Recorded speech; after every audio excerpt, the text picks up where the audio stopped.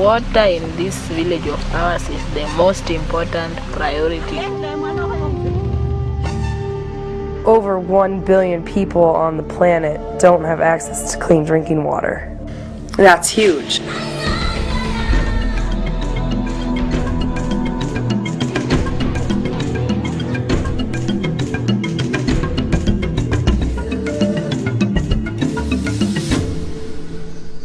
EWB at Montana State is working on a water and sanitation project in the western region of Kenya that will provide all 56 primary schools with clean water and improved sanitation.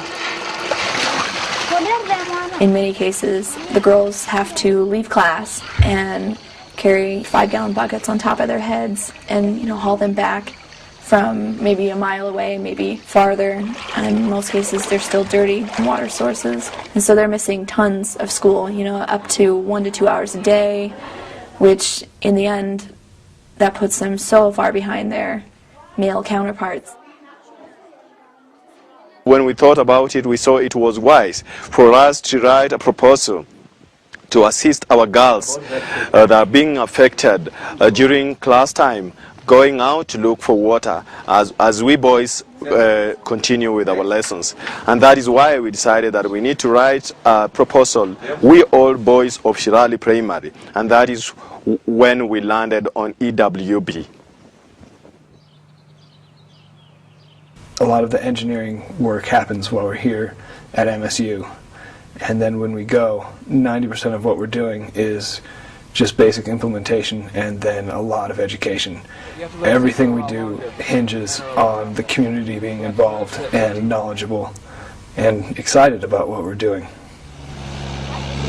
We are drilling wells at schools, which are centralized locations.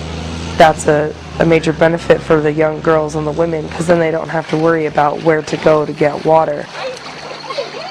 The families know, like, wow, now you're giving my daughter an opportunity to get an education that my son got. And that's really a neat thing.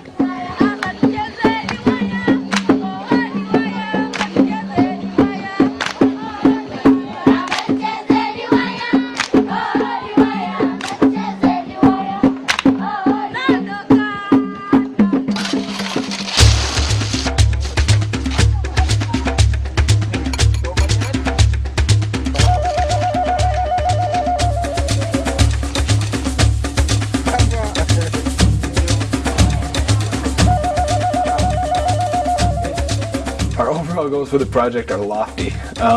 We want to see a lot of change. We have been introducing composting latrines to address the issue of adequate sanitation.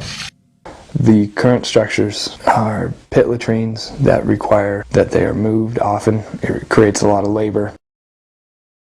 Permanent composting latrine, it's a larger permanent structure that we can incorporate hand washing stations into.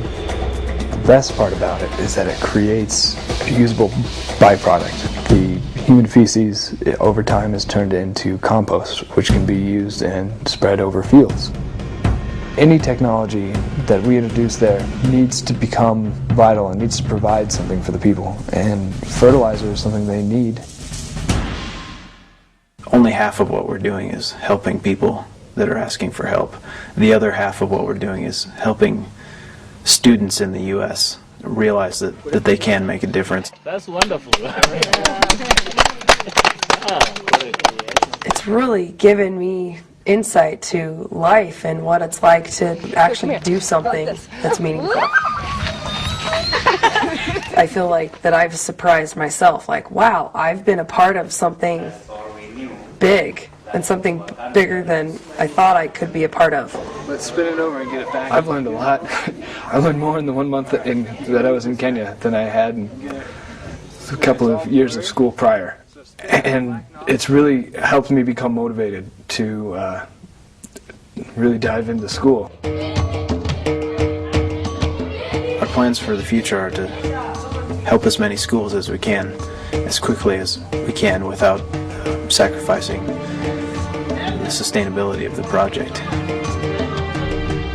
I think the community is doing what they can to provide their end of the deal, but ultimately we have to raise a lot of money here in the States in order to make these projects happen.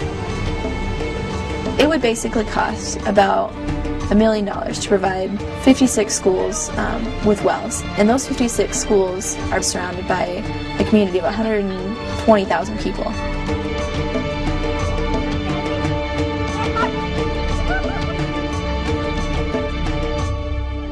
It's just a matter of whether or not the people who have are willing to make a little bit of a sacrifice to help the people who don't have it get on their feet so they can start focusing on other issues.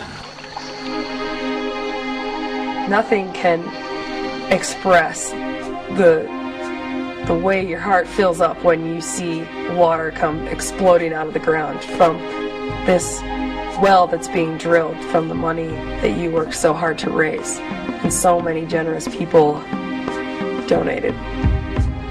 And to them, it means so much more than any amount of money could probably mean to most of us here.